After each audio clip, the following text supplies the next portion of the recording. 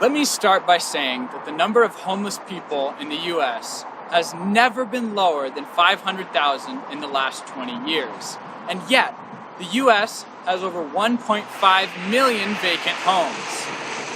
We know capitalists care more about their bottom line than people's lives, and in this case, that has meant higher rents and predatory mortgages, with Denver now being the second most gentrified city in America. The lack of affordable housing is the number one cause of homelessness in the U.S. We know that housing is built in abundance, but empty houses are frequently held and speculated on in complete disregard of people experiencing homelessness. The same is true for utilities. After the 2008 financial crisis, utilities were shut off for 30,000 people in Denver. Xcel Energy, the largest energy company in the state, doesn't like to cut off services, but had to keep unpaid bills from getting out of hand during the recession. That's a quote. In other words, they used the threat of shutoffs to ensure the continuation of payments despite their history of massive profits. The high watermark of quarterly gross profits being $5.2 billion at the end of 2007. Xcel was doing very well prior to the pandemic and closed out the fourth quarter of 2019 with their profits 35% higher than the previous quarter. The current period hasn't changed the reality that people lose their power every year because of capitalism. The COVID-19 crisis will spike homelessness levels across the country. Based on a model following statistics from 2008, homelessness could increase by 45% following increases in unemployment and job instability. In Colorado, rent and evictions were suspended by emergency powers of Democratic Governor Jared Polis, but those suspensions have since lapsed. As a mere gesture, Polis extended the required 10-day period of notice for evictions to 30, which expired last Monday, July 13th. Letting the suspension lapse is one thing, but quoting from the order itself, there is the following text. Nothing in the executive order shall be construed as relieving an individual from their obligation to make mortgage and rent payments. This is clearly biased toward the banks and landlords' ownership of working-class homes.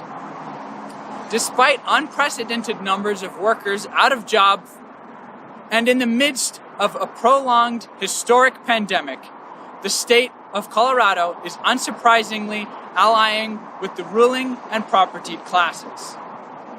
The Democratic Party plays progressive while ensuring that property relations are kept in order.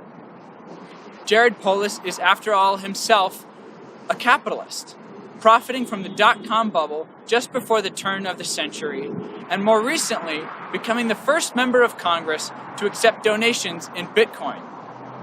The Democratic Party might look like an alternative to Trump and other Republicans, but ultimately, they represent the same class. Efforts to curb evictions are being made by non-governmental organizations as well. Lawyer Zach Newman started the Eviction Defense Project to protect vulnerable Coloradans from their looming evictions.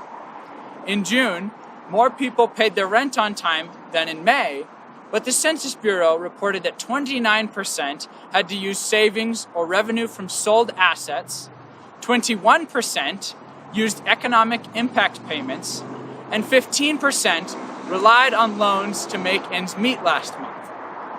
Clearly, renters need help that will last the duration of the pandemic. The Eviction Defense Project predicts that 300,000 to 400,000 people in Colorado will be evicted starting this week.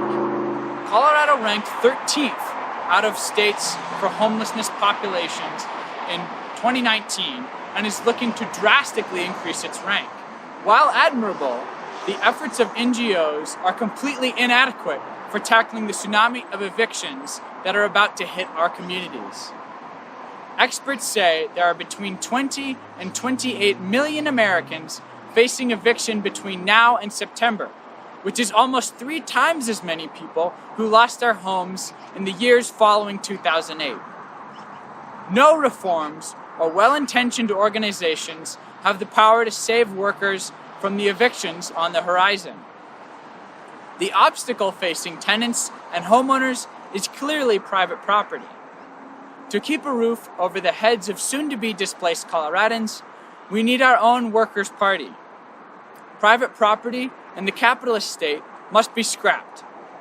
We should nationalize vacant homes to relocate victims of predatory capitalists under the democratic supervision of the working class. Gas, internet, phone, and electric utilities, which workers rely on, should have their bills deferred indefinitely.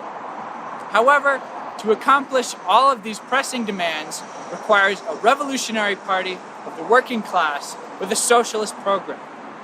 Join us in the fight at socialistrevolution.org.